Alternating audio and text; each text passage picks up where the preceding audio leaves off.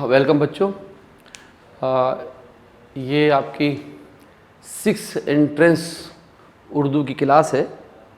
आप लोगों ने यूनिवर्सिटी में एंट्रेंस के लिए दाखिले के लिए 6 क्लास में फॉर्म भरा है और जल्द ही आपका टेस्ट भी होगा। तो हिंदी, उर्दू, अंग्रेज़ी ये लैंग्वेजेस है। ज़बान भाषाओं का चैप्टर का जो सेक्शन है इसमें उर्दू भी है, हिंदी भी, अंग्रेज़ी भी है। और दूसरा सेक्शन होगा उसमें आपके साइंस और मैथमेटिक्स है। तो उर्दू मैं आपको पढ़ा रहा हूँ। उर्दू में जो सिलेबस में जो आपको कोर्स की किताब है वो NCERT का 5th पार्ट है उर्दू का, और जो इसके चैप्टर्स हैं वो हम आपको पढ़ेंगे। उसके वर्ड मीनिंग लिखवाएंगे, opposite, antonym, synonym, singular, plural, genders में फेमिनिन जेंडर, मैस्कुलिन जेंडर, ये सब चीज़ें, नाउन, प्रोनाउन, ये सब चीज़ें उसमें हम आपको लिखाएंगे भी, पढ़ाएंगे भी। आप लोग एक क्लास को बहुत ध्यान से पढ़ेंगे। देखिए ये आपकी जो किताब है सिलेबस में, कोर्स में, निसाब में आप किताब है, उसका नाम है इब्तदाई उर्दू 5वीं जमात की दरसी किताब। NCERT की किताब है और इसी किताब में से ही आपके सारे सवालात होते हैं। तो इसमें पोइम्स हैं, नज़में हैं और नस्र है। नस्र जिसको प्रोज कहते हैं, नज़्म जिसको पोइट्री कहते हैं, दोनों चीज़ें हैं। तो सबसे पहले इसमें एक नज़्म है, एक पोएम है, कविता है। उसका शीर्षक है, उसका उन्वान है, उसका टॉपिक है किसान की दुआ। ये मैंने लिख दिया है, किसान की दुआ। तो किसान किसे कहते हैं? जो खेतों में अनाज उगाता है, मेहनत करता है, हल चलाता है, खेती बाड़ी करता है, वो किसान कहलाता है। और दुआ कहते हैं खुदा से कुछ मांगना। तो किसान अपने खुदा से कुछ मांग रहा है, दुआ कर रहा है, प्रार्थना कर रहा है, प्रेयर कर रहा है। हम आपको यहाँ मानी लिखवाते हैं, मीम ऐन नून, ये माना। और इसमें दुआ के मानी होते हैं खुदा से मांगना, ये मीनिंग है। अच्छा, ए जगदाता जग के सहारे, ए हम सबके पालनहारे, खेतों को पानी से भर दे, नदी नाले जल थल कर दे। ए जगदाता जग के सहारे, ए हम सबके पालनहारे। देखिए इसमें ए जगदाता, जग मानी दुनिया, संसार, आलम, जहान। दाता कहते हैं देने वाला, दुनिया को देने वाला, संसार को पालने वाला कौन है? खुदा। तो ए जगदाता जग के सहारे, और जग का यानी दुनिया का सहारा कौन है? वही खुदा, वही ईश्वर, वही अल्लाह। ए हम सबके पालनहारे, और हम सबके पालने वाले। ये तो हमने उनको मुखातिब किया है, एड्रेस किया है, संबोधित किया है। ए जगदाता, देखिए जग के मानी क्या क्या होते हैं? जग कहते हैं दुनिया को, संसार को, जहान को,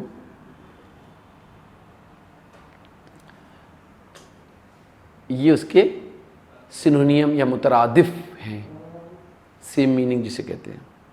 ए जगदाता जग के सहारे, ए हम सबके पालनहारे, खेतों को पानी से भर दे। किसान क्या मांग रहा है? कह रहा है हमारे खेतों को पानी से भर दो। तो पानी से कैसे भरेंगे? जब बरसात होगी तो खेतों में पानी आ जाएगा। तो खेतों को पानी से भर दे, नदी नाले जल थल कर दे। यानी नदियों और नालों में इतना पानी भर जाए कि सब तरफ पानी पानी नजर आए। जो ज़मीन है वो भी लगे कि सब नदी नाले और गड्ढे और ज़मीन सब बराबर हो जाए, खूब पानी पानी हो जाए। ए जगदाता जग के सहारे, ए हम सबके पालनहारे, हर कोठे में धान भरे हों। और आगे क्या मांग रहा है कि हर कोठे में धान भरे हों। कोठा वो जगह होती है किसान की जिसमें गल्ला, अनाज भर के रखा जाता है। कोठा एक तरह से गोदाम हुआ किसान का। हर कोठे में धान भरे हों, धान के अंदर से ही चावल निकलता है। चावल के ऊपर जो होल होता है खाकी रंग का, भूसी होती है, वो धान कहलाती है। तो हर कोठे में धान भरे हों, गेहूं से खलियान भरे हों। खलियान किसे कहते हैं? खेत में वो जगह जहां फसल काट के रखी जाती है कोने में, इसको कहते हैं खलियान। खुश हों गांव वाले सारे। तो जब हर कोठे में धान भरेंगे, मतलब इतना अनाज हो जाएगा कि उसका किसान का भर जाएगा, और खेतों में जो खलियान है वो भी भर जाएं, तो गांव वाले खुश होंगे कि वहीं इतनी शानदार फसल हुई। यही तो उनका काम है, यही तो उनकी खुशहाली है, यही तो उनका कारोबार है कि फसल अच्छी हो जाए। फसल अच्छी होगी तो बाजार में बिकेगी, ज़्यादा पैसे मिलेंगे तो उनका साल भर का खर्च चलेगा।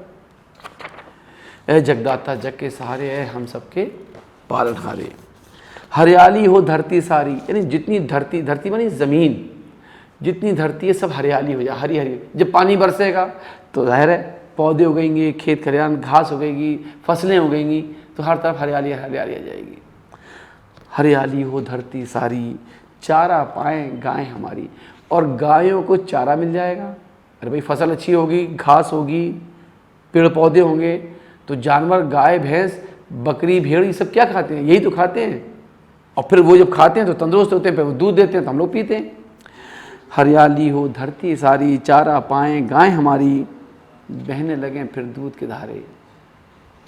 तो जब जानवरों को चारा मिलेगा तो दूध देंगे, तो दूध के धारे बहेंगे। यह मुहावरा है, दो चीज़ें, दूध के धारे, एक तो सचमुच में दूध के धारे बहेंगे, और एक दूध की धारा में मतलब होता है खुशहाली आ जाना। अरे साहब वहाँ तो दूध की धारें बहती हैं। दूध का ज़्यादा होना है खुशहाली होना है।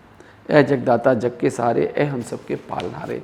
देखिए इस नज़्म के शायर हैं अफसर मेरठी। ये भी आपको याद रखना है, कभी पूछ लेते कि नज़्म किसकी लिखी हुई है। अफसर ऐसा निशान लगा देते शायर के नाम के ऊपर, मेरठी, और ये मेरठ के रहने वाले थे, अफसर मेरठी। जगदाता अल्लाह या दुनिया को देने वाला। जगदाता किसे कहते हैं? जगदाता दुनिया को देने वाला, या उसी को अल्लाह कहते हैं। अल्लाह ही देते हैं सबको, अल्लाह भी कहते हैं। पालनहार, पालने वाला, परवरिश करने वाला। जल थल कर देना, पानी से भर देना, हर तरफ पानी पानी नजर आना। कोठा अनाज रखने की जगह यानी गोदाम, और खलियान वो जगह जहाँ फसल काट कर रखी जाती है। इस नज़्म में जगदाता जग के सहारे और पालनहारे खुदा को कहा गया है। यहाँ शायर ने अच्छी बारिश, अच्छी फसल, जानवरों के लिए चारे और हर तरफ हरियाली और खुशहाली की दुआ की है। नदी नाले जलथल कर दे से शायर की क्या मुराद है? नदी नाले जलथल कर दे से शायर की मुराद या मतलब या मंशा उसका ये है, या तात्पर्य ये है कि हर तरफ पानी पानी हो जाए, खूब पानी बरसे। हर कोठे में धान भरे होने का क्या मतलब है? हर कोठे में धान भरे होने का मतलब है कि खूब बहुत सारी फसल हो जाए, तो पूरा घर गोदाम भर जाए, इतनी अच्छी फसल हो। गांव वाले कब खुश होते हैं? जब अच्छी बारिश होती है। दूध के धारे से क्या बहने क्या मतलब है? दूध के धारे बहने से मतलब है खुशहाली आना। और खलियान किसे कहते हैं? खलियान खेत में वो जगह जहाँ फसल काट कर रखी जाती है। तो ये हो गया। देखिए अब यहाँ एक चीज़ आई है, आपको बता दें, इस्म, ये कवायद किसे कहते हैं? ग्रामर को। ग्रामर, कवायद। इसमें एक आया इस्म किसे कहते हैं? नाउन को। जो नाउन की डेफिनेशन है वही इस्म की, वही संज्ञा की डेफिनेशन है, तारीफ है, परिभाषा है। तो इस्म की तारीफ क्या हुई? किसी शख्स, जगह या चीज़ के नाम को इस्म कहते हैं। क्या तारीफ हुई इसकी? किसी शख्स मानी पर्सन या व्यक्ति, किसी शख्स, जगह या चीज़ के नाम को इस्म कहते हैं। ये डेफिनेशन है। किसी शख्स, जगह या चीज़ के नाम को इस्म कहते हैं। किसी व्यक्ति, स्थान या वस्तु के नाम को संज्ञा कहते हैं। तो आपने देखिए, किसान, खेत, पानी, गेहूं, ये सब क्या है? ये सब इस्म है। ठीक है, तो ये ग्रामर की एक चीज़ आपको समझ में आ गई। और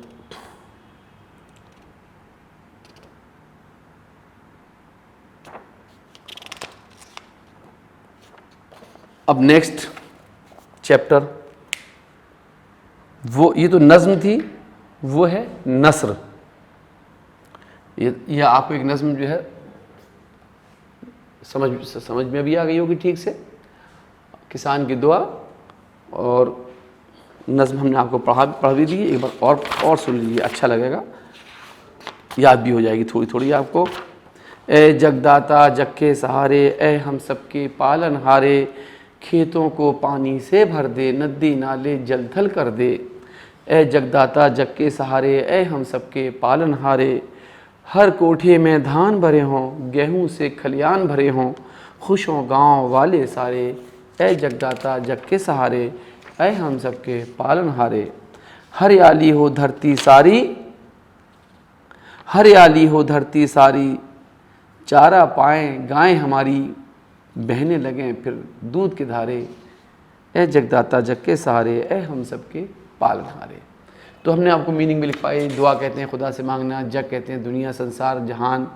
जगदाता दुनिया को देने वाला यानी अल्लाह, खुदा, और पालनहार पालने वाला, परवरिश करने वाला। खलियान वो जगह जहाँ फसल काट कर रखी जाती है। कोठा गोदाम को, या किसान का में घर की वो जगह जहाँ बड़ा सा कोठा कमरा होता है जिसमें फसल काट काट के अनाज निकाल के दाने रखते थे, गेहूँ, दाल, चावल, जो कुछ भी पैदा हो जाए वो रखते हैं, तो वो होता है।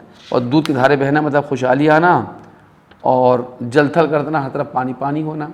तो ये चीज़ें आपको और लिख लीजिए मीनिंग। अल्हम्दुलिल्लाह।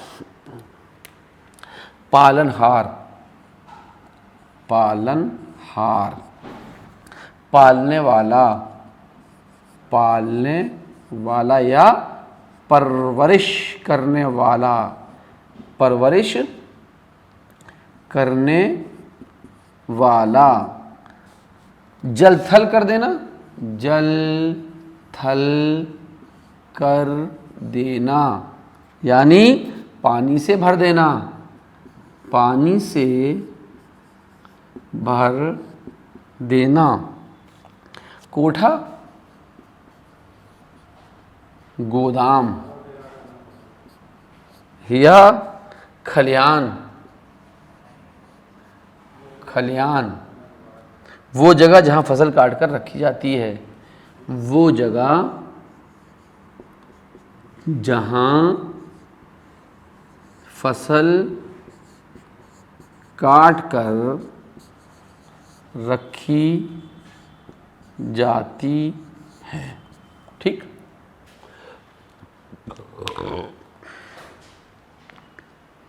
ये आपको मीनिंग लिखवा दिए, और ये आपको ग्रामर की एक चीज़ आई थी इसमें, इस्म नाउन, तो वो हमने आपको लिखवा दिया, और आपको नज़्म मैंने समझा भी दी है। नेक्स्ट जो सबक है आपके इसमें, उसको अब लिखिए।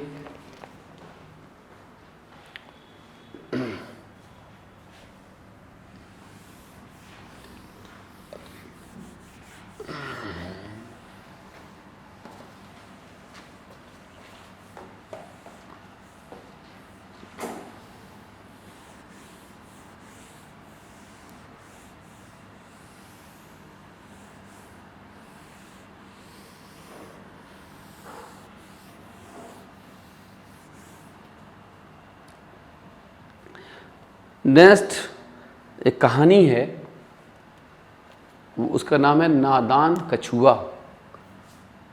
नादान कछुआ। आप मीनिंग लिख लीजिए यहाँ पे, मानी, मीम ऐन नून, ये मानी। नादान के मतलब होता है ना समझ, ना समझ, बेवकूफ़ भी कह सकते हैं, नादान कहते हैं बेवकूफ़, ना समझ या बेवकूफ़, जो जानता ना हो उसे कहते हैं नादान। अब आप लिख ली मुतज़ाद या ज़िद यानी उल्टा, अपोजिट, विलोम, एंटोनियम।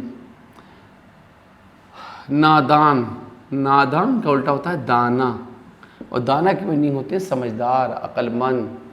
दाना मीन्स, दाना की मीनिंग क्या हो गई, मानी क्या हुए, समझदार, अक्लमंद, होशमंद। और उसका उल्टा नादान यानी बेवकूफ़, नासमझ। एक तालाब का पानी आईने की तरह साफ और शफाफ था। एक तालाब का पानी आईने की तरह, आईना शीशा,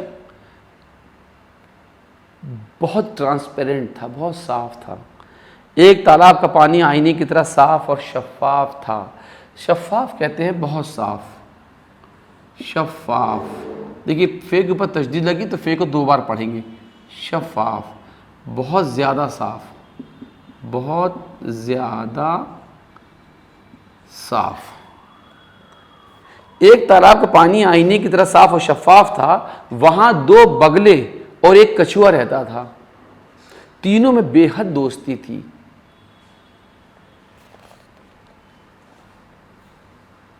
एक दूसरे के बगैर नहीं रह सकते थे। अचानक उनकी दोस्ती को ज़माने की नज़र लग गई। नज़र लगना एक मुहावरा है जिसकी मीनिंग होते हैं बुरी नज़र का असर होना। एक तालाब का पानी आईने की तरह साफ और शफाफ था। वहाँ 2 बगले और एक कछुआ रहता था। तीनों में बेहद दोस्ती थी। दोस्ती का उल्टा क्या होगा, दुश्मनी। बेहद दोस्ती थी, एक दूसरे के बगैर नहीं रह सकते थे। अचानक उनकी दोस्ती को ज़माने की नज़र लग गई, यानी तालाब रोज़ बरोज़ खुश्क होने लगा। रोज़ बरोज़ यानी दिन ब दिन, रोज़ के रोज़। खुश्क होने लगा, सूखने लगा। खुश्क मानी सूखना, खुश्क, सूखना, सूखा। और खुश्क का उल्टा क्या होता है, खुश्क का उल्टा होगा तर। ठीक है,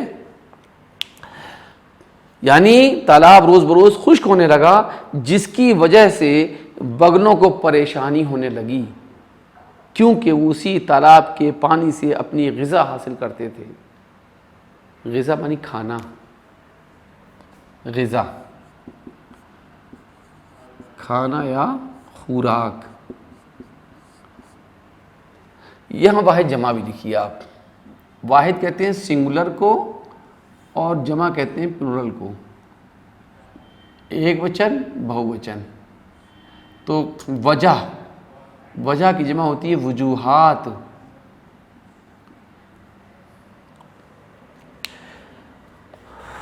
यानी तालाब रोज़ बरोज़ खुश्क होने लगा, जिसकी वजह से बगलों को परेशानी होने लगी, क्योंकि वो उसी तालाब के पानी से अपनी ग़िज़ा हासिल करते थे। जब उन्होंने देखा कि पानी के बगैर जीना मुहाल है, मुहाल की मानी होते हैं मुश्किल।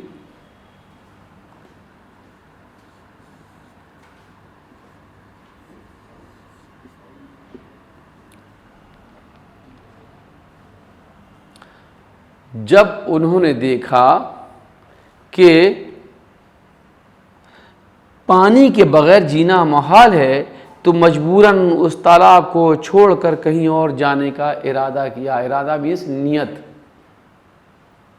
जाने से पहले बगले गमगीन दिल और भीगी आंखों के साथ कछुए के पास आए और उससे रुखसत चाहिए, यानी जाने की परमिशन चाहिए उसने।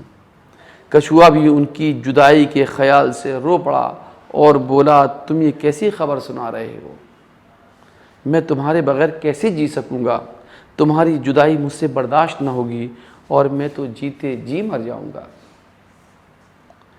तुम ये कैसी खबर सुना रहे हो। देखिए खबर की जमा होती है अखबार। खबर की जमा क्या होती है, अखबार। तुम ये कैसी खबर सुना रहे हो, मैं तुम्हारे बगैर कैसे जी सकूँगा, तुम्हारी जुदाई मुझसे बर्दाश्त ना होगी और मैं तो जीते जी मर जाऊँगा। बगलों ने कहा हमारा दिल भी तुम्हारी जुदाई के ख्याल से बैठा जा रहा है। ख्याल की जमा होती है ख्यालात, ख्याल की जमा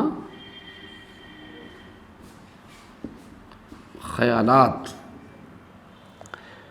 हमारा दिल भी तुम्हारी जुदाई के ख्याल से बैठा जा रहा है। मजबूरी यह है कि पानी के बगैर हमारा जीना मुश्किल है। इस वजह से हमने परदेश जाने का इरादा कर लिया। परदेश का उल्टा देश। कछुआ बोला दोस्तों, तुम जानते हो कि पानी की कमी मुझे तुमसे ज़्यादा नुकसान पहुंचा सकती है। नुकसान का उल्टा क्या होता है? फायदा। नुकसान,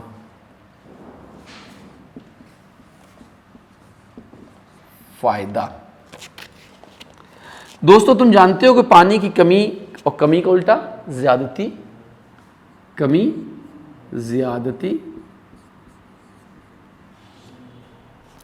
दोस्तों तुम जानते हो कि पानी की कमी मुझे तुमसे ज्यादा नुकसान पहुंचा सकती है और मेरी भी गुजर बसर पानी के बगैर नामुमकिन है। नामुमकिन का उल्टा मुमकिन। दोस्ती का तकाजा ये है, तकाजा कहते हैं डिमांड, मांग, तकाजा।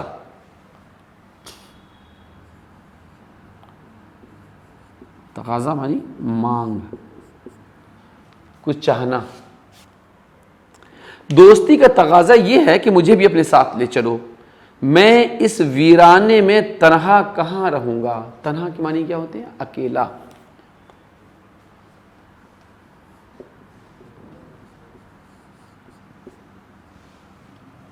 वीराने का उल्टा क्या होता है? वीराना, आबादी।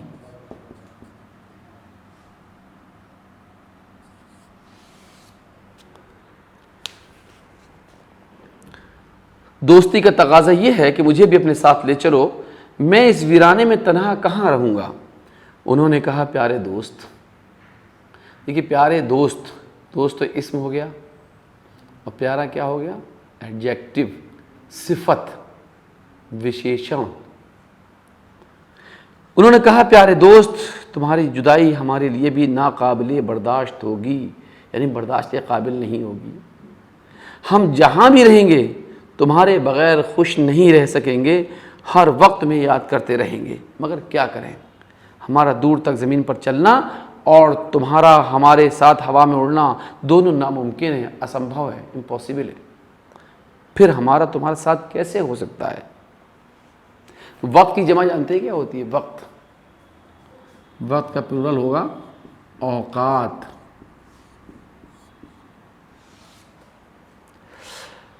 हर वक्त तुम्हें याद करते रहेंगे, मगर क्या करें, हमारा दूर तक ज़मीन पर चलना और तुम्हारा हमारे साथ हवा में उड़ना दोनों नामुमकिन है। फिर हमारा तुम्हारा साथ कैसे हो सकता है? कछुआ बोला इसकी कोई तदबीर सोचो, मेरे जहन में तो कोई बात नहीं आती। तदबीर की मानी होते हैं तरकीब, उपाय, सॉल्यूशन।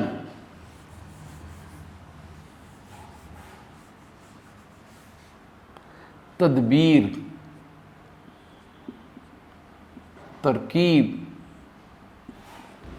और तदबीर की जमा होती है तदाबीर। तदबीर की जमा तदाबीर, तदाबीर। कछुआ बोला इसकी कोई तदबीर सोचो, मेरे जहन में तो कोई बात नहीं आती। बगलों ने कहा इसकी एक तरकीब है, शायद तुम नहीं कर पाओगे। और तरकीब की जमा क्या होती है? तराकीब। तरकीब की जमा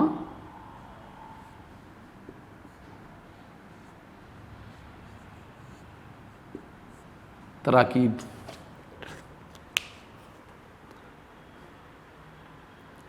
कछुए ने कहा यह कैसे मुमकिन है कि तुम मेरे लिए कोई तदबीर सोचो और मैं उस पर अमल ना करूं। अमल की जमा क्या होती है? एमाल, अमल।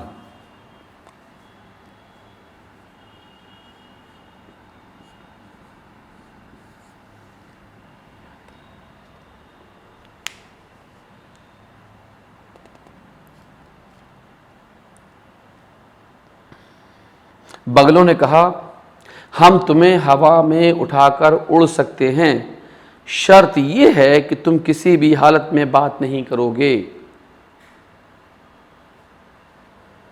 शर्त की जमा क्या होती है भाई?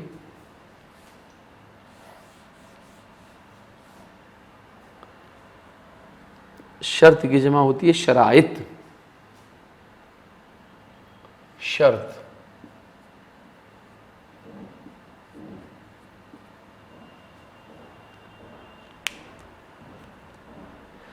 बगलों ने कहा हम तुम्हें हवा में उठाकर उड़ सकते हैं, शर्त यह है कि तुम किसी भी हालत में बात नहीं करोगे। हर शख्स जिसकी नज़र हम पर पड़ेगी हमारे बारे में कुछ न कुछ ज़रूर कहेगा। तुम कैसी ही बात क्यों ना सुनो और कैसी ही हरकत क्यों ना देखो, अपना मुंह बंद रखना और अच्छी बुरी कोई बात ज़बान से ना निकालना। शख्स की जमा होती है अशखास। शख्स की जमा अशखास।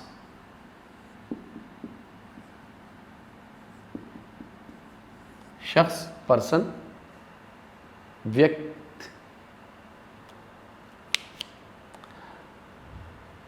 तुम कैसी ही क्यों ना बात क्यों ना सुनो, कैसी हरकत क्यों ना देखो। हरकत की जमा हरकात। हरकत की जमा हरकात।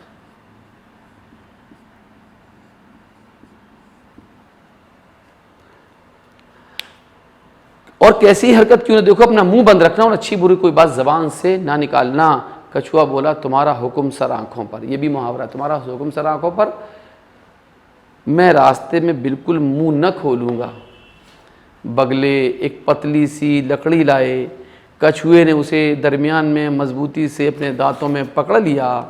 बगलों ने दोनों जानिब से इस लकड़ी को अपनी अपनी चोंच में ले लिया। जब बुलंदी पर उड़ते हुए उनका गुजर एक गांव के ऊपर से हुआ तो लोग इस मंजर को ताज्जुब से देखने लगे। जानिब की मानी तरफ होता है और बुलंदी कहते हैं ऊंचाई को, और बुलंदी का उल्टा होता है पस्ती। बुलंदी, बुलंदी मानी ऊंचाई और पस्ती की मानी गिरावट नीचे। बुलंदी का उल्टा पस्ती। बगलों ने दोनों जानिब से उस लकड़ी को अपनी अपनी चोंच में ले लिया। जब बुलंदी पर उड़ते हुए उनका गुजर एक गांव के ऊपर से हुआ तो लोग इस मंजर को ताज्जुब से देखने लगे और चीखने लगे कि देखो देखो बगले कछुए को कैसे ले जा रहे हैं। सब तरह तरह के फ़िक्रे चुस्त करने लगे। कछुआ ये सब देख कर कुछ देर तक तो खामोश रहा, आखिर में उससे न रहा गया। झल्ला कर बोला जिनसे देखा नहीं जाता अपनी आंखें बंद कर लें। जैसे ही उसने मुंह खोला ऊपर से नीचे की तरफ आ रहा। बगलों ने आवाज़ दी दोस्तों का काम नसीहत करना है और नेक बख्तों का काम उस पर अमल करना।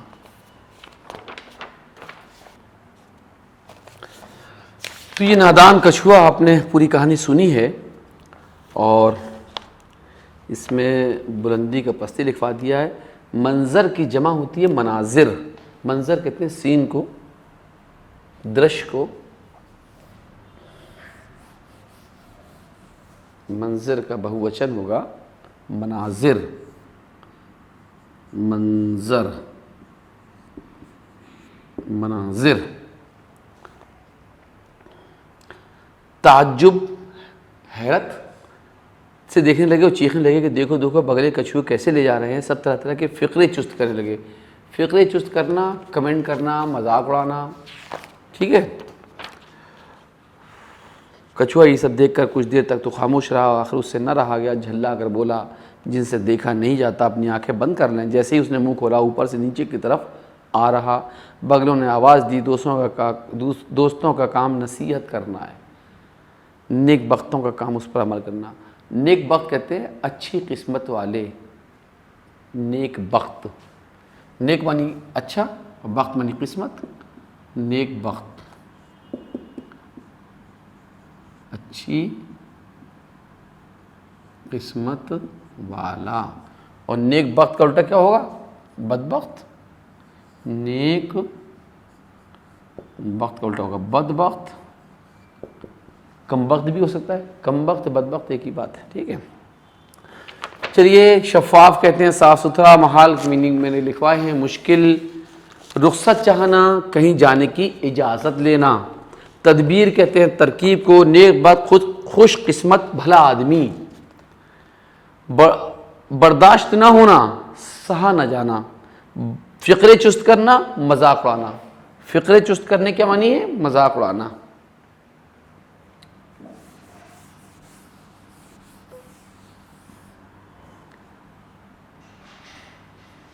फ़िक्रे चुस्त करना यानी मजाक उड़ाना, बहरहाल। झल्लाना, गुस्से में आ जाना। अगर कोई हमदर्द नसीहत करे तो उसे गौर से सुनना चाहिए और उस पर अमल करना चाहिए, किसी के बहकावे में नहीं आना चाहिए।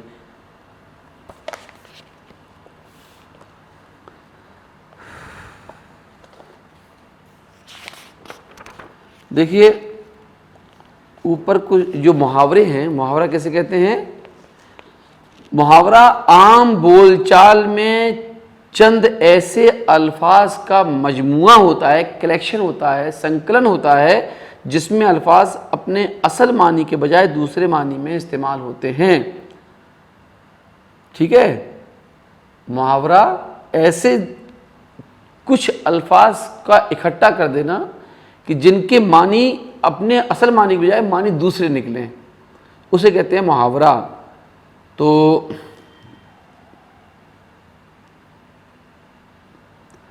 हुक्म सर आंखों पर होना, क्या मतलब है? खुशी खुशी मान लेना। मुहावरा मतलब यहां लिख लीजिए मुहावरे।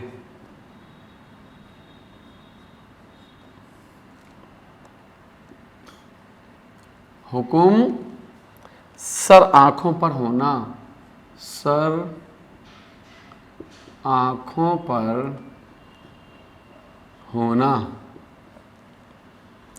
खुशी खुशी मान लेना, खुशी खुशी मान लेना। फ़िक्रे चुस्त करना, फ़िक्रे चुस्त करना, लिखवा चुके। फ़िक्रे चुस्त करना यानी मजाक उड़ाना। फिर लिख लीजिए मजाक उड़ाना। नज़र लगना, नज़र लगना यानी बुरी नज़र का असर होना, बुरी नज़र का असर होना।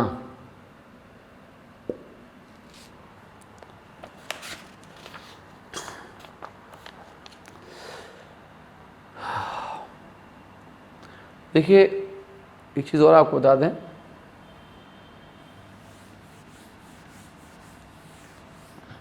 लफ्ज़ होता है मुतज़ाद, मुतज़ाद जिसकी मीनिंग होते हैं उल्टे यानी विलोम।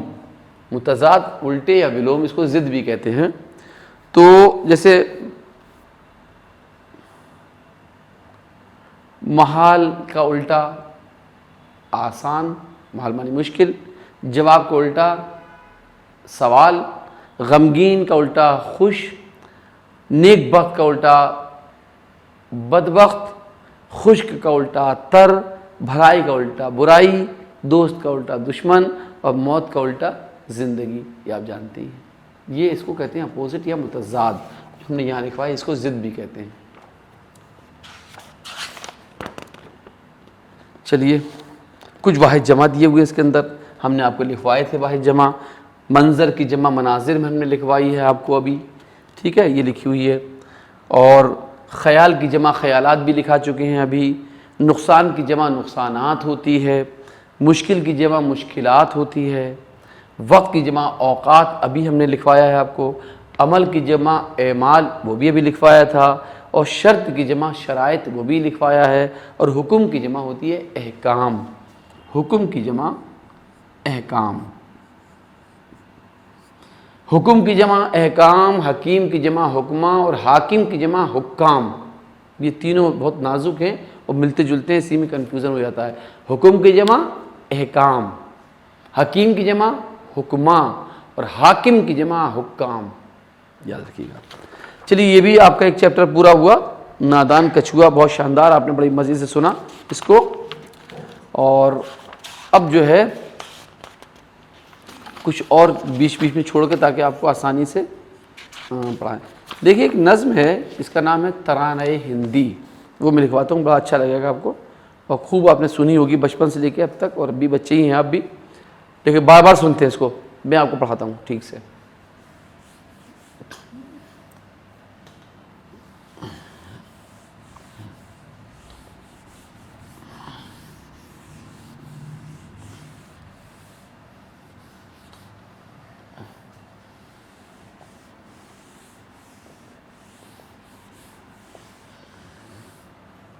बीच मैंने आपको एक चैप्टर छोड़ दिया है, वो बाद में पढ़ाएंगे, थोड़ा सा मुश्किल है, तो ज़रा सब कुछ पढ़ लीजिए तो बात समझ में आएगा।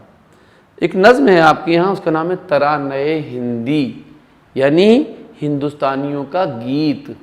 हिंदी मतलब हिंदुस्तान के में रहने वाले, तराना मानी गीत, तो हिंदुस्तान में रहने वालों का, हिंदुस्तानियों का गीत, उसका नाम है तरानए हिंदी।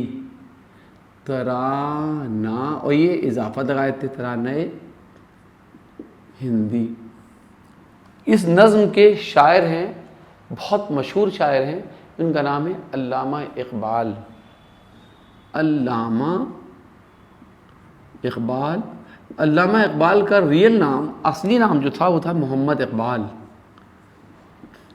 मोहम्मद इकबाल अल्लामा उनका खिताब था, टाइटल था। अपने ज़माने के बहुत बड़े आदमी थे, आलिम थे बहुत बड़े, तो इसे अल्लामा उनको कहते हैं। मोहम्मद इकबाल नाम था। अल्लामा इकबाल सियालकोट में पैदा हुए थे। ये पंजाब में एक जगह है, लेकिन वो पंजाब जो हिस्सा पाकिस्तान की तरफ चला गया, तो अब ये पाकिस्तान की तरफ के हो गए थे। तो ये वहाँ 1877 में पैदा हुए थे, सियालकोट पंजाब में, जो हिस्सा पाकिस्तान में है।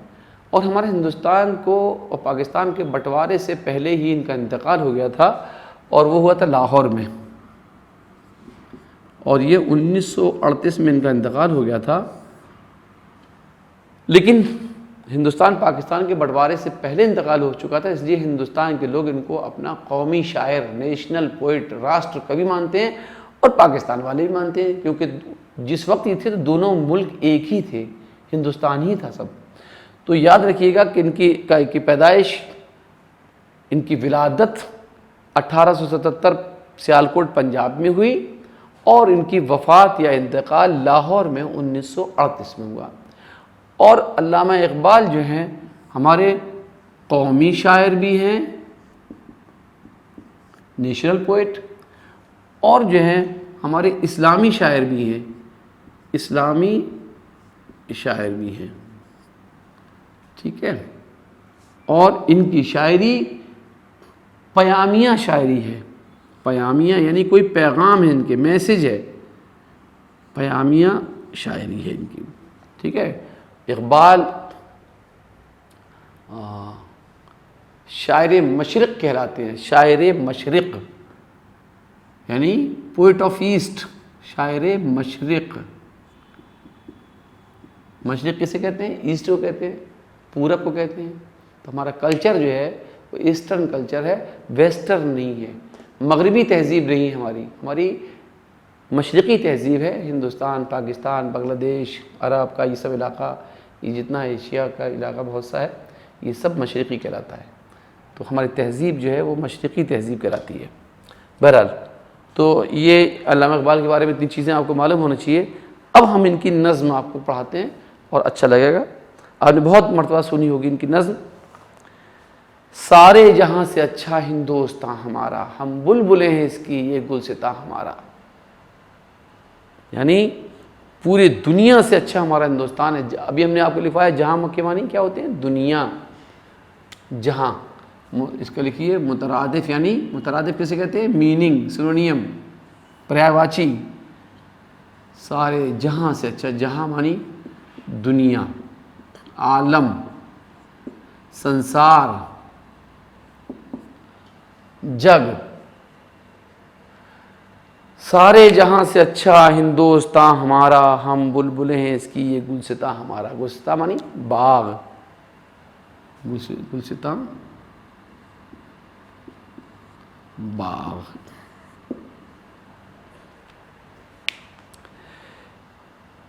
सारे जहाँ से अच्छा हिंदुस्तान हमारा, हम बुलबुलें हैं इसकी। हम कौन?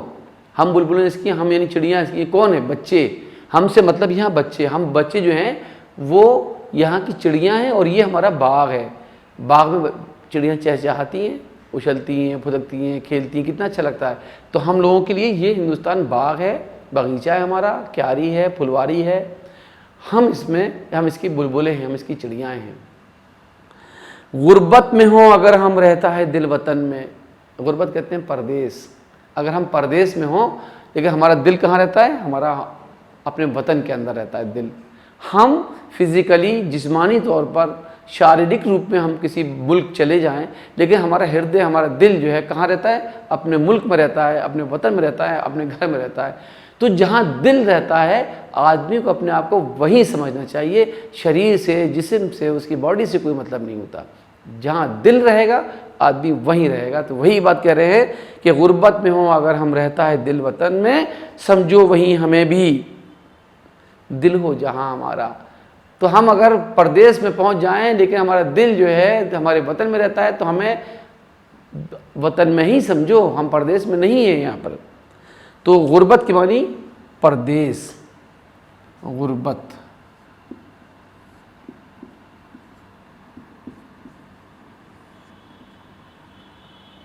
गुर्बत में हो अगर हम रहता है दिल वतन में, समझो वहीं हमें भी दिल हो जहाँ हमारा। पर्वत वो सबसे ऊंचा हमसाया आसमां का, वो संतरी हमारा, वो पासबा हमारा। पर्वत, पर्वत किसे कहते हैं? पर्वत, पहाड़। पर्वत वो सबसे ऊंचा, कौन सा पर्वत? हिमालय पहाड़। हिमालय पहाड़ की तरफ इशारा है। पर्वत वो सबसे ऊंचा हमसाया आसमां का, हमसाया कहते हैं पड़ोसी। तो इतना ऊंचा है हिमालय पहाड़, देख सकता है जैसे आसमान का पड़ोसी हो, यानी आसमान से उसकी चोटियां मिलती हैं। तो पर्वत वो सबसे ऊंचा हमसाया आसमां का, हमसाया, हमसाया मानी पड़ोसी। पर्वत वो सबसे ऊंचा हमसाया आसमां का, वो संतरी हमारा, वो पासबा हमारा, वो हमारा चौकीदार है, वो हमारा रखवाला है, वो हमारी देख रेख करता है। कौन? हिमालय पहाड़। तो संतरी की मानी क्या होते हैं? पहरेदार, पहरा करने वाला। संतरी, संतरी कहते हैं पहरेदार या चौकीदार। और पासबा, पासबा कहते हैं रखवाला, हमारी हिफाजत करता है। वो बहुत तेज आंधियां चलती हैं, अगर हिमालय पहाड़ ना होता तो बहुत तेज यहाँ भी आंधियां चलती है, खूब बर्फ पड़ती है, सब कुछ सर्दी होती है। तो बैलेंस, मौसम को बैलेंस करने के लिए अल्लाह पाक ने पहाड़ बना दिया उधर की तरफ, ताकि वो सब तेज और ठंडी हवाओं को, बहुत तेज चलने वाले तूफानों को रोकते रहें। पासबा कहते हैं रखवाला।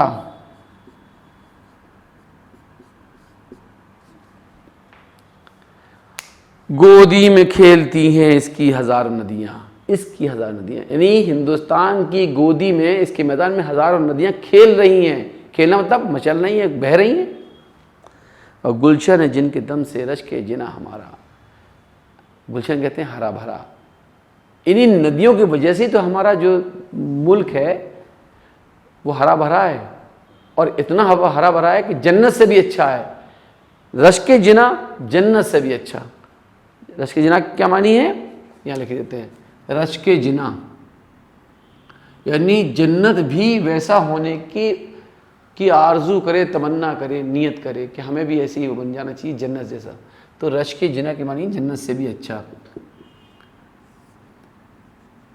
जन्नत से भी अच्छा। तो हमारी धरती, हमारी ज़मीन जन्नत से भी अच्छी है। और गुलशन कहते हैं हरी भरी, गुलशन हरा भरा। ठीक है भाई। गोदी में खेलती हैं इसकी हजारों नदियां, किसकी? हिंदुस्तान की ज़मीन में गोदी में खेलती हैं इसकी हजारों नदियां। गुलशन है जिनके दम से रश के जिना हमारा। रश के जिना, जन्नत भी उस जिसके जैसे होने की ख्वाहिश करे। ऐ आबरूद गंगा वो दिन है याद तुझको, उतरा तेरे किनारे जब कारवां हमारा। ऐ आबरूद गंगा, ऐ गंगा के पानी की मौजो। ठीक है। रूद कहते हैं नदी को, आप पानी, पानी, गंगा नदी के पानी। ऐ गंगा नदी के पानी, आब रूद गंगा वो दिन है और तुझको, उतरा तेरे किनारे जब कारवां हमारा। अब ये शेर में एक तारीख़ी वाक़े की तरफ जिक्र है, हिस्टोरिकल इवेंट्स की तरफ जिक्र है। एक घटना हुई है ऐतिहासिक, उसकी तरफ इशारा है कि जो लोग आए हिंदुस्तान में और वो गंगा नदी को पार करके हिंदुस्तान में आ गए और यहीं आकर बस गए। कारवां कहते हैं गिरोह, ग्रुप, कारवां।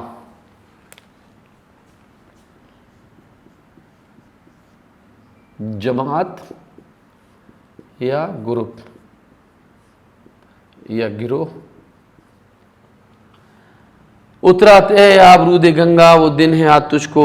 रूद कहते हैं नदी को, रूद की मानी नदी, रे वाओ दाल, रूद की मानी नदी, आप के मानी पानी, गंगा मानी गंगा नदी नाम है, आप जानते हैं। तो है आप रूद गंगा, वो दिन है आज तुझको, उतरा तेरे किनारे जब कारवां हमारा। मजहब नहीं सिखाता आपस में बैर रखना। कोई भी धर्म, कोई भी रिलीजन, कोई भी मजहब आपस में मेल जोल सिखाता है, कोई भी लड़ाई झगड़ा दुश्मनी बैर नहीं सिखाते। तो बैर के मानी क्या होते हैं? दुश्मनी। मजहब नहीं सिखाता आपस में बैर रखना।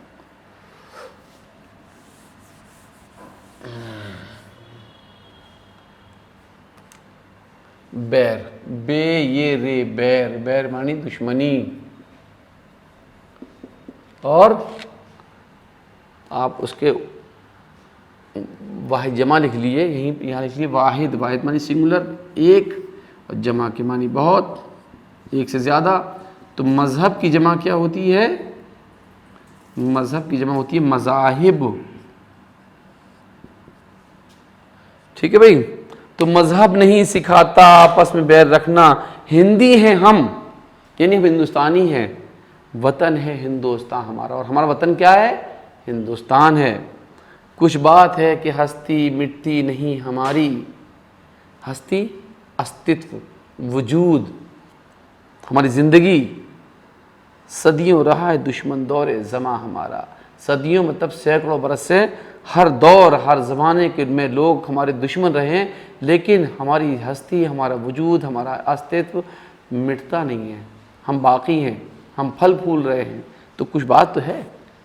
यही तो हमारी क्वालिटी है कि हम लोग मिलजुल के, एक हिंदुस्तान में से लोग मिलजुल के रहते हैं, तो दूसरे बाहर के लोग हमारे ऊपर अटैक नहीं कर पाते और ना कामयाब हो पाते हैं। गुलिस्तान कहते हैं बाग को, हमसाया कहते हैं पड़ोसी को। संतरी चौकीदार, सिपाही, गुर्बत परदेश, पासबा कहते हैं रखवाला। गुलशन की मानी बाग, हरा भरा।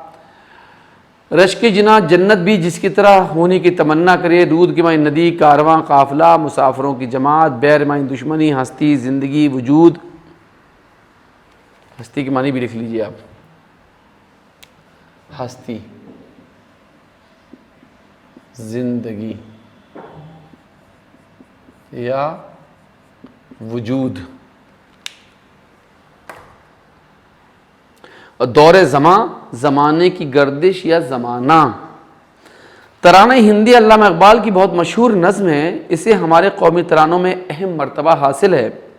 आज भी ये नज़्म पूरे देश में उसी तरह शौक़ से पढ़ी और सुनी जाती है जिस तरह आज़ादी से पहले इसको सुनकर लोग वतन की मोहब्बत में सरशार हो जाते थे। आखिरी शेर में शायर ने बताया है कि हिंदुस्तान पर बहुत हमले किए गए, लेकिन हमारी तहज़ीब और हमारे कौमी इत्तेहाद की बुनियादें इतनी मजबूत हैं कि कोई उन्हें नुकसान नहीं पहुंचा सका।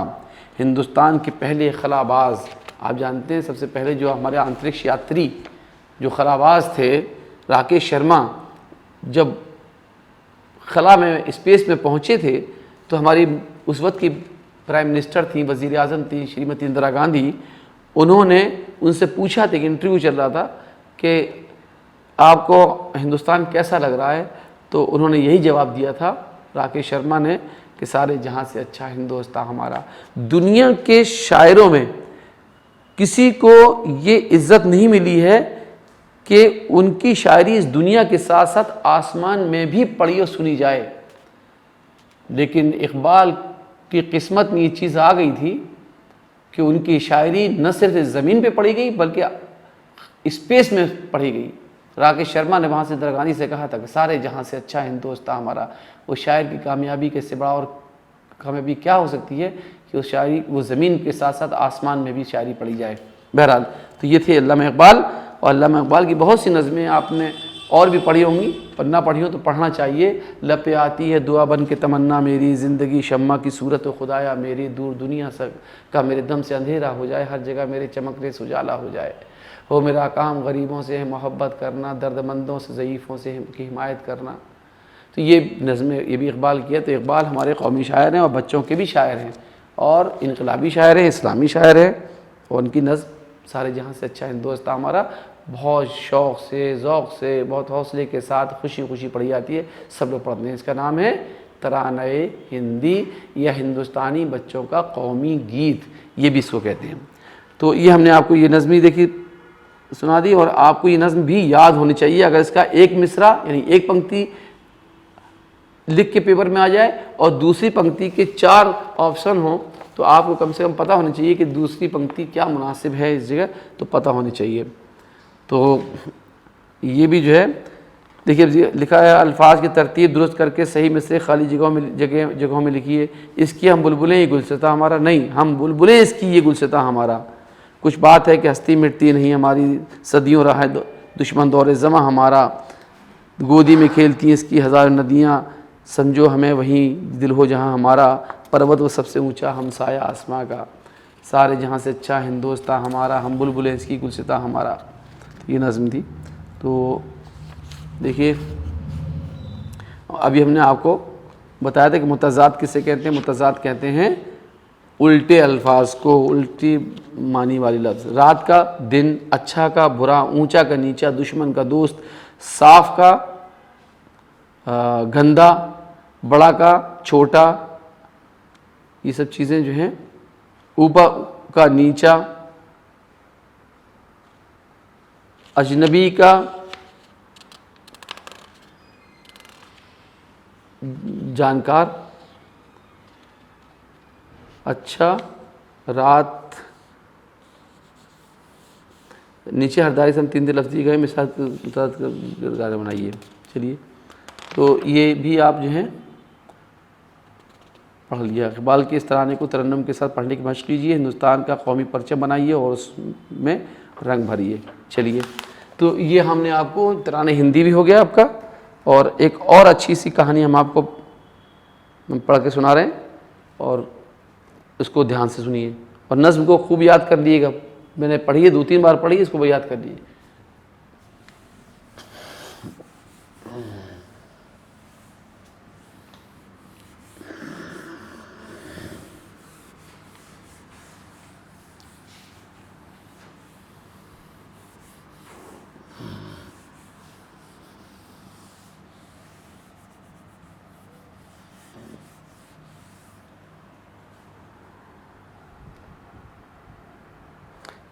एक कहानी है, लड़का लड़की एक समान। लड़का लड़की एक समान। समान की मानी क्या होते हैं? बराबर। तो इस कहानी में क्या चीज़ बताया गई? इस कहानी में बताया ये गया है कि जो लोग भेदभाव करते हैं, फ़र्क करते हैं कि लड़के की अहमियत ज़्यादा होती है, लड़की की अहमियत कम होती है, लड़कों को ज़्यादा सम्मान और उनकी अहमियत देनी चाहिए, लड़कियों को नहीं देनी चाहिए, लड़कों को ज़्यादा खिलाना चाहिए, लड़कियों को नहीं खिलाना चाहिए, ये सब बुरी बातें हैं। इस सबक में ये बताया गया है कि नहीं, सबको बराबर का दर्जा है, सबके बराबर की अहमियत है, सबको बराबर का खाना पीना भी चाहिए। मुन्नी और गुड्डू भाई बहन थे। एक दिन मुन्नी ने आम के पेड़ पर चढ़कर एक आम तोड़ा। उसका मिट्ठू उसके साथ था। मुन्नी घर आई ताकि आम को अपने भाई गुड्डू के साथ मिलकर खा सके। माँ ने आम के 2 हिस्से किए, एक बड़ा और एक छोटा। बड़ा हिस्सा गुड्डू को दिया और छोटा मुन्नी को। मुन्नी को ये अच्छा नहीं लगा। उसने माँ से शिकायत की। माँ बोली, बेटी क्या तुम नहीं जानती कि लड़कों का हिस्सा लड़कियों से ज़्यादा होता है? क्यों? मुन्नी ने पूछा। इसलिए कि वो ज़्यादा मेहनत का काम करते हैं, माँ ने जवाब दिया। ये सुनकर मुन्नी चुप हो गई। दोपहर में खाने के वक्त भी मुन्नी ने देखा कि माँ का ध्यान गुड्डू की तरफ ज़्यादा है। माँ ने उसे अंडा दिया था और मुन्नी को नहीं दिया था। मिट्ठू को भी ये सब अच्छा नहीं लग रहा था। जब सब हाथ धोने गए तो मिट्ठू ने अंडे के 2 हिस्से किए और आधा आधा अंडा गुड्डू और मुन्नी के प्लेटों में रख दिया। वापस आकर माँ ने देखा तो मुन्नी से कहा, मुन्नी अंडा गुड्डू को वापस दे दो। मुन्नी डर गई और अंडे का आधा टुकड़ा भी गुड्डू के प्लेट में रख दिया। अब्बा को ये बात अच्छी नहीं लगी। वो बोले, मुन्नी और गुड्डू दोनों बढ़ती उम्र के बच्चे हैं, दोनों में फ़र्क नहीं करना चाहिए। माँ बोली, ये कोई नई बात नहीं है, ऐसा तो हमेशा से होता आया है। गुड्डू को लगता था कि उसका काम मुन्नी से ज़्यादा मेहनत का है, इसलिए उसको बड़ा हिस्सा मिलना ही चाहिए। वो बोला, मुन्नी के काम भी तो मुझसे आसान है। ये सुनकर मुन्नी के जहन में एक ख्याल आया। उसने कहा, कल छुट्टी का दिन है, क्यों ना हम एक दिन के लिए अपने अपने काम बदल लें। तुम मेरा काम करो और मैं तुम्हारा। गुड्डू ने उसकी बात मान ली। दूसरे दिन सुबह सुबह मुन्नी ने मिट्ठू से कहा, गुड्डू को उठा दो, उसे चूल्हा जलाना है। गुड्डू को सुबह इतनी जल्दी उठने की आदत नहीं थी, वो नींद में था, लेकिन उसे उठना पड़ा। गुड्डू को एहसास हुआ कि चूल्हा जलाना इतना आसान काम नहीं। सारा धुआं उसकी आंखों और नाक में घुस रहा था। चूल्हा जलाकर उसने सारे घर में झाड़ू लगाई। बेचारा गुड्डू, उसी सब करना अच्छा नहीं लग रहा था। बड़ी बेदिली से उसने ये काम किए। अब मुर्गी के बच्चों को दाना डालना था। इस काम में भी उसे बड़ी मुश्किल पेश आई। इधर उधर दौड़ते भागते चूज़ों को डरबे तक पहुंचाना आसान न था। दूसरी तरफ मुन्नी आराम से कुछ देर बाद उठी। वो अपने मिट्ठू को लेकर पालतू गाय लाली को चराने के लिए निकलने लगी तो गुड्डू ने उससे कहा, देखो मुन्नी, ये ख्याल रखना कि लाली किसी दूसरे के खेत में न चली जाए। मुन्नी के जाने के बाद उसने उस जगह की सफाई की जहाँ गाय बांधी जाती थी। फिर अच्छी तरह हाथ धोकर बर्तन मांजने लगा। उसके बाद उसने घड़ों में पानी भरा।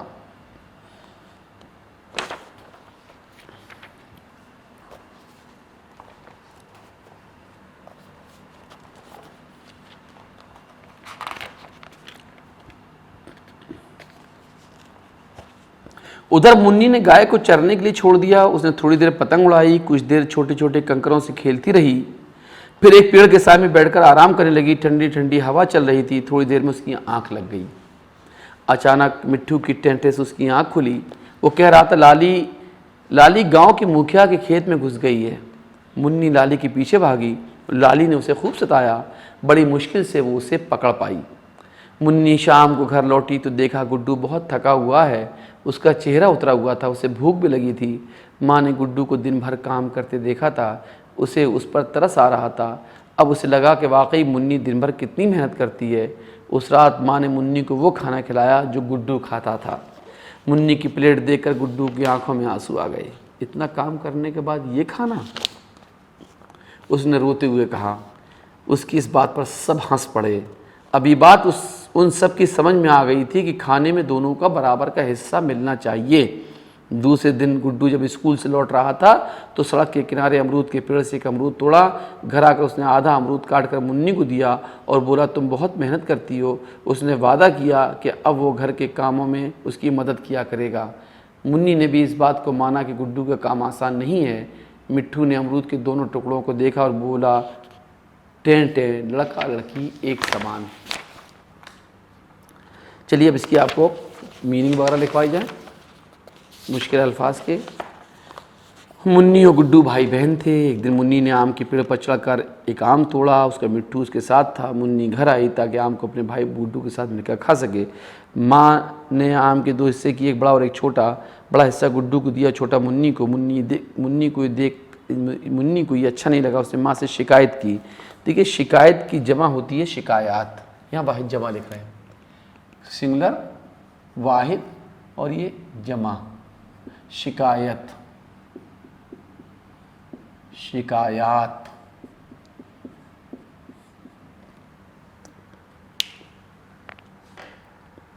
बेटी, क्या तुम नहीं जानती कि लड़कों का हिस्सा लड़कियों से ज़्यादा होता है? क्यों? मुन्नी ने पूछा। इसलिए कि वो ज़्यादा मेहनत का काम करते हैं, माँ ने जवाब दिया।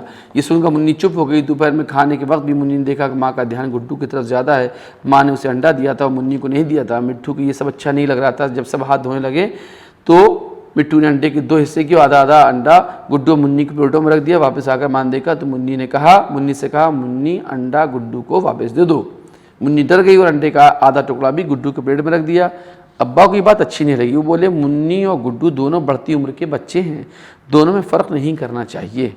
माँ बोली, ये कोई नई बात नहीं है, ऐसा तो हमेशा से होता आया है। गुड्डू को लगता था कि उसका काम मुन्नी से ज़्यादा मेहनत का है, इसलिए उसको बड़ा हिस्सा मिलना ही चाहिए। वो बोला, मुन्नी का काम भी तो मुझसे आसान है। आसान का उल्टा क्या होगा? मुतज़ाद। मुतज़ाद समझ रहे हैं? उल्टा, अपोजिट।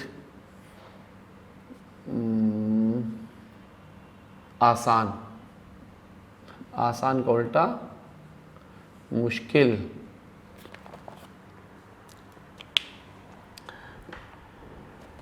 ये सुनकर मुन्नी के जहन में एक ख्याल आया। जहन दिमाग, और जहन की जमा होती है अजहान। जहन की जमा क्या होती है? अजहान, जहन।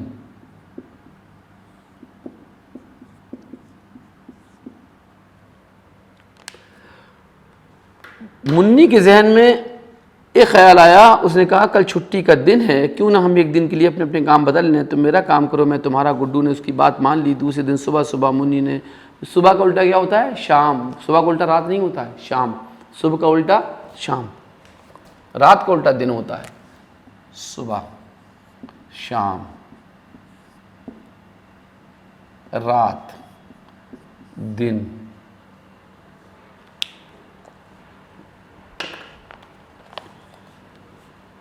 दूसरे दिन सुबह सुबह मुन्नी ने मिट्ठू से कहा गुड्डू को उठा दो, उसे चूल्हा जलाना है। गुड्डू को सुबह इतनी जल्दी उठने की आदत नहीं थी। आदत की जमा होती है आदात। आदत, आदत की जमा आदात। शाबाश।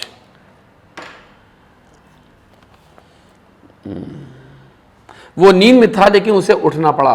गुड्डू को एहसास हुआ कि चूल्हा जलाना इतना आसान काम नहीं। सारा धुआं उसकी आंखों नाक में घुस रहा था। चूल्हा जलाकर उसने सारे घर में झाड़ू लगाई। बेचारा गुड्डू, उसे ये सब करना अच्छा नहीं लग रहा था। बड़ी बेदिली से उसने ये सब काम किए। अब मुर्गी के बच्चों को दाना डालना था, इस काम में भी उसे बड़ी मुश्किल पेश आई। इधर उधर दौड़ते भागते चूज़ों को डरबे तक पहुंचाना आसान न था। मुर्गी के बच्चों को चूज़ा कहा जाता है, और उनके मुर्गी और मुर्गी बच्चों के रहने का जो घर होता है उसको कहते हैं डरबा। दूसरी तरफ मुन्नी आराम से कुछ देर बाद उठी। देर का उल्टा क्या होता है? सवेर। देर सवेर इसीलिए कहा था देर, सवेर, इसी से बना सवेरा।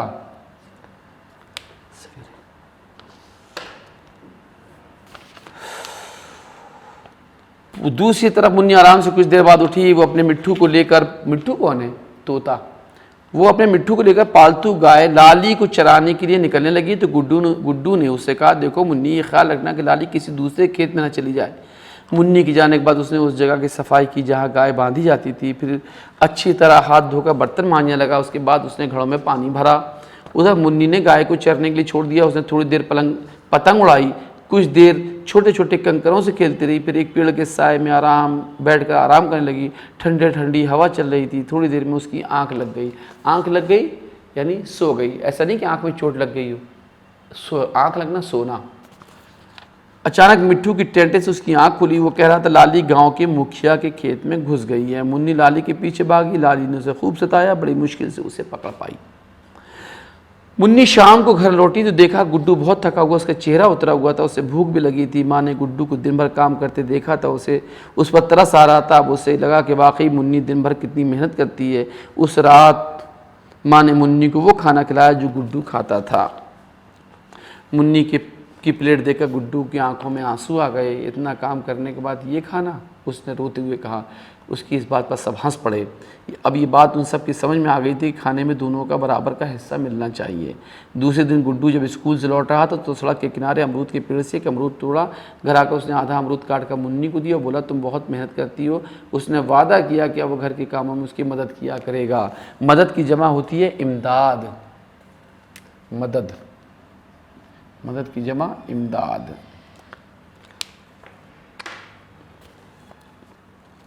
मुन्नी ने भी इस बात को माना गुड्डू का काम आसान नहीं है। मिट्ठू ने अमरूद के दोनों टुकड़ों को देखा, बोला टेन टेन, लड़का लड़की एक समान।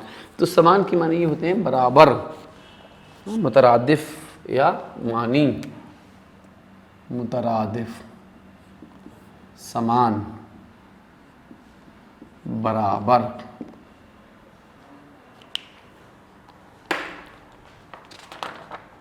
तो समान बराबर जहन कहते हैं दिमाग। आंख लग जाना, सो जाना।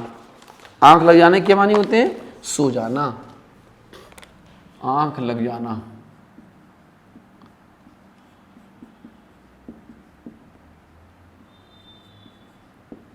सो जाना। चेहरा उतर जाना, चेहरे से थकन का पता चलना। चेहरा उतर जाना, चेहरे से थकन का पता चलना। तरस आना, हमदर्दी पैदा होना, तरस आना, हमदर्दी पैदा होना। बेटी और बेटे में जो फ़र्क किया जाता है, इस सबक से इसकी तरफ इशारा किया गया है। आखिर में मुसन्निफ़ कहते हैं राइटर ने, मुसन्निफ़ ने कहा है कि काम सबके बराबर हैं, इसीलिए तोते से कहलवाया गया है कि लड़का लड़की एक समान होते हैं। ठीक है, तो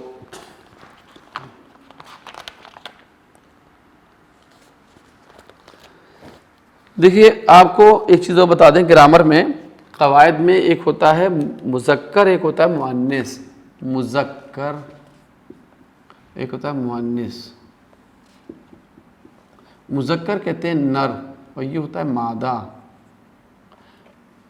पुल्लिंग, स्त्रीलिंग, मैस्कुलिन जेंडर, फेमिनिन जेंडर, इसको कहते हैं उर्दू में जिन्स, यानी जेंडर, लिंग।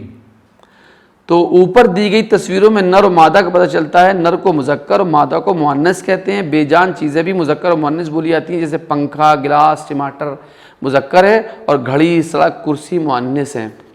तो इसमें बहुत सी देखिए मुज़क्कर मुअन्नस दिए हुए हैं। पतंग, पतंग क्या है? उड़ाई, उड़ती है, तो ये मुअन्नस हो गया। दिन निकलता है, मुज़क्कर हो गया। भूख लगती है, मुअन्नस हो गया। पेड़ उगता है, तो ये क्या हो गया? मुज़क्कर हो गया। मेहनत की जाती है, ये मुअन्नस हो गया। वक्त होता है, वक्त गुज़रता है, ये मुज़क्कर हो गया। मिट्ठू मुज़क्कर है। अंडा मुज़क्कर है। बात की जाती है, बात होती है, मुअन्नस है। छुट्टी होती है, मुअन्नस है। बर्तन होता है, बर्तन होती नहीं है, बर्तन होता है। बर्तन गिरता है, नॉट गिरती, तो ये भी मुज़क्कर हो गया। बहन होती है तो मुअन्नस हो गए, और धुआं होता है मुज़क्कर हो गया। तो ये मुज़क्कर और मुअन्नस आपको भी इसी तरह से पहचानना पड़ेगा। छोटा सेंटेंस बनाइए, अब यहाँ समझ में आता है कि मुज़क्कर है, फेमिनिन जेंडर है, मैस्कुलिन जेंडर है। ठीक है। वक्त की जमा औकात होती है, मैंने लिखवाया है। और शिकायत की जमा शिकायात होती है। ख्याल की जमा ख्यालात होती है। आदत की जमा आदात होती है, इससे पहले लिखवा चुके हैं। एहसास की जमा एहसासात, और मुश्किल की जमा मुश्किलात, और वाक़या की जमा वाक़यात। ठीक है, तो ये आपका ये भी चैप्टर पूरा हो गया। और इस 2 बार हमने आपको इसीलिए पढ़ के बताया है ताकि जो है ये आपको अच्छा लगे।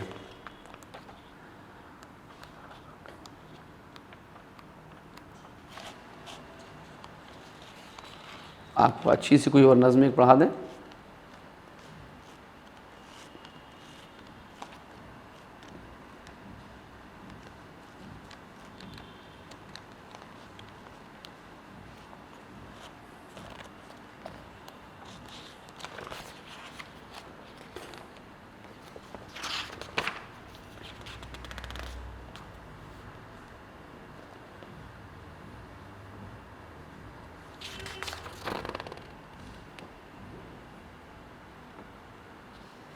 एक नज़्म है, इसमें नन्ही पुजारन, इसको देखिए आप, बहुत अच्छी नज़्म है।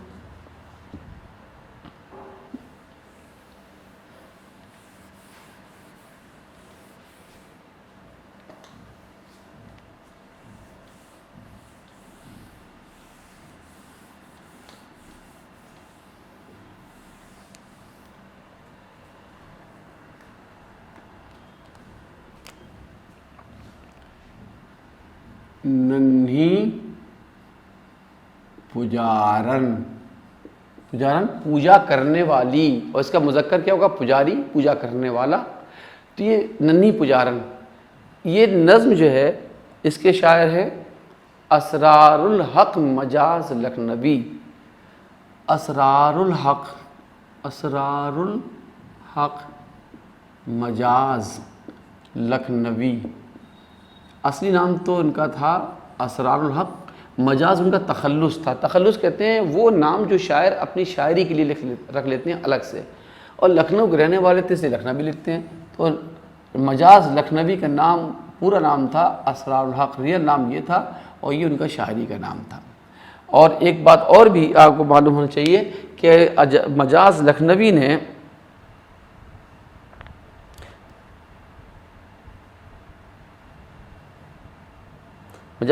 ने यूनिवर्सिटी का वेलकम सॉन्ग भी लिखा है, यूनिवर्सिटी का तराना भी लिखा है।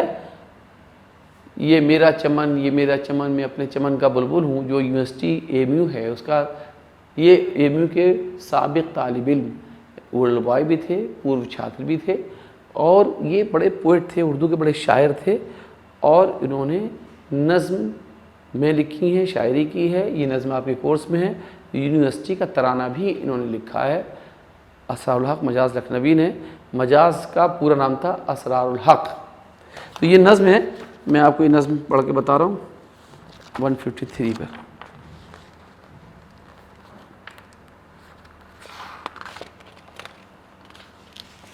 नन्ही पुजारन, एक नन्ही मुन्नी सी पुजारन, पतली बाहें पतली गर्दन, भोर भय मंदिर आई है, आई नहीं है माल आई है। भोर कैसे कहते हैं? भोर मानी सुबह, सुबह सवेरे, सुबह भी वो भी सवेरे नहीं, जल्दी वाली सुबह। भोर भय मंदिर आई है, आई नहीं है माल आई है, वक्त से पहले जाग उठी है, नींद अभी आंखों में भरी है, आंखों में तारों की चमक है, मुखड़े पर चांदी की झलक है। मुखड़ा कहते हैं चेहरे को, कैसी सुंदर है, क्या कहिए, नन्ही सी सीता कहिए। सीता कौन? रामचंद्र जी की पत्नी, बीवी, वाइफ का नाम।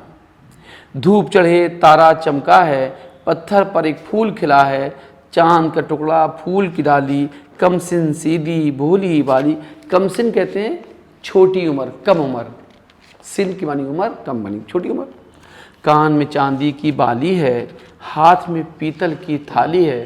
पूजा के लिए जब जाते हैं तो उसमें जो सामान रखा जाता है पूजा से रिलेटेड, उससे मुताल्लिक, तो पीतल की थाली होती है, छोटी सी रोटियाँ होती है, उसमें पानी रखा जाता है, कुछ और फूल रखे जाते हैं, तो वो थाली सजा के ली जाती है।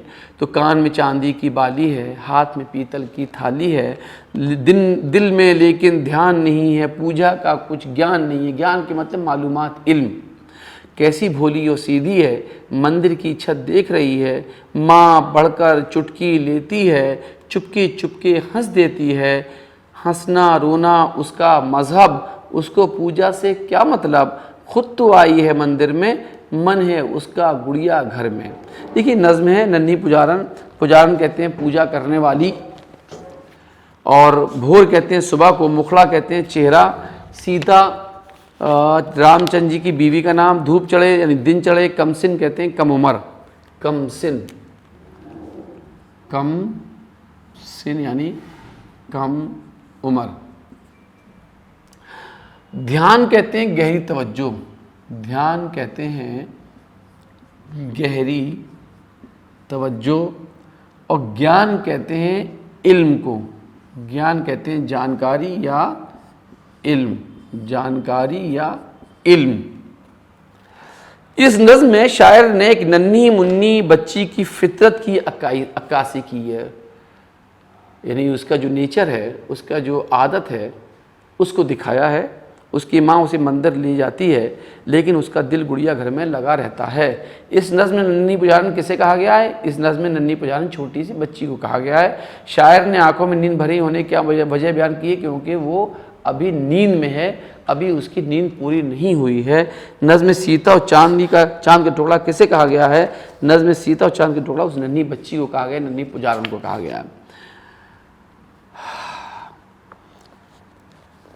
तो ये भी आपको नज़्म बहुत शानदार आपने सुन ली है और समझ भी ली है। हम आपको कुछ चीज़ें ये बता रहे हैं कि कुछ चीज़ों की स्पेलिंग होती कुछ है। देखिए यहाँ लिखा गया मज़हब, ये गलत स्पेलिंग लिखी गई, मज़हब ऐसे नहीं लिखा जाएगा, बल्कि ये ऐसे लिखा जाएगा, छोटी हे से लिखा जाता है, ये बड़ी हे हो गई है। इसी तरह से वक्त है, वाव काफ ते, ये गलत है, वाव काफ ते बड़ा काफ होता है, तो यहाँ लिखिए गलत, और ये है सही, ठीक है, ये सही है, ये गलत है। तो इसी तरह से मतलब, मीम ते लाम बे नहीं, मीम तो लाम बे मतलब ऐसे लिखा जाता है। ग़यान, गैन ये अलिफ नून नहीं बल्कि छोटे गाफ से लिखा जाएगा, क्योंकि हिंदी का लफ्ज़ है। हिंदी का कोई भी लफ्ज़ अरबी और फ़ारसी के लफ्ज़ों से नहीं लिखा जाएगा, जिसमें गैन, काफ, बड़ी है, जाल, इस सब चीज़ें आती हैं, वो उससे नहीं लिखा जाएगा। और इसी तरह से काफ दो चश्मी है, वाव दाल खुद नहीं, खुद ऐसे लिखा जाता है, खे वाव दाल खुद। और पुजारन, पुजारन, तो पुजारन ऐसे नहीं लिखा जाएगा बल्कि पुजारन है, पुजारन है। ठीक है, तो ये चीज़ें जो है आपको ये नज़मी देखिए पढ़ा के बता दी। और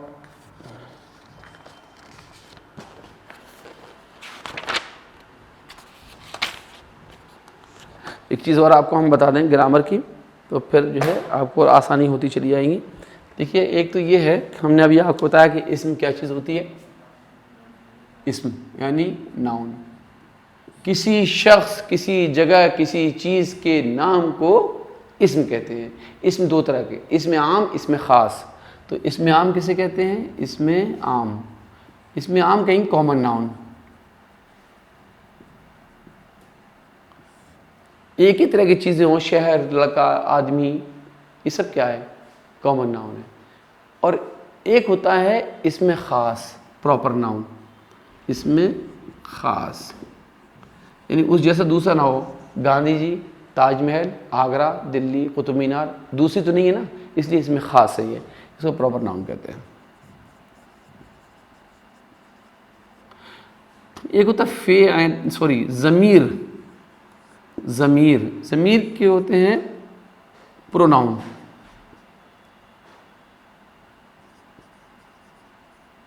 यानी वो लफ्ज़ जो किसी के नाम के बदले बोले जाएं उसे ज़मीर कहते हैं। जैसे मैं, हम, तुम, वो, उसने, उसका, उन्होंने, इसने, ये सब ज़मीर कहलाते हैं।